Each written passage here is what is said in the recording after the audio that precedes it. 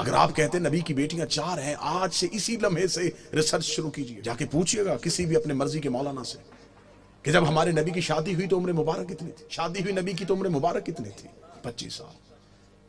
اب آپ اپنے علماء سے پوچھئے گا نبی نے اعلان نبوت کب کیا تھا؟ وہ کہیں گے 40 سال کی عمر۔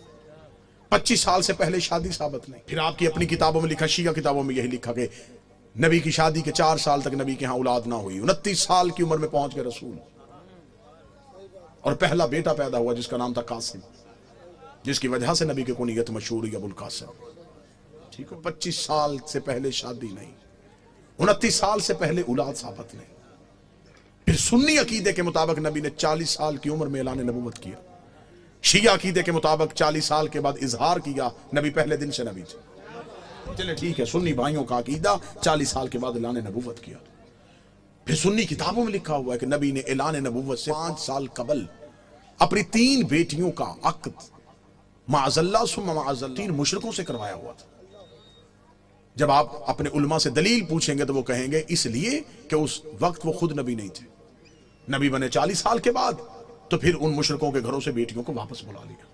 اب میرا سنی بھائی، مر جانا ہے، سانسوں کا یقین کوئی نہیں، لمحوں کا اعتبار کوئی نہیں، قبر کی 4 دیواریں کچی ہیں، کفن میں جیب نہیں ہوتی، قبر میں الماری نہیں ہوتی، فرشتے رشوت نہیں لیتے، مولوی قبر میں چھوڑ کے واپس آ جاتا ہے۔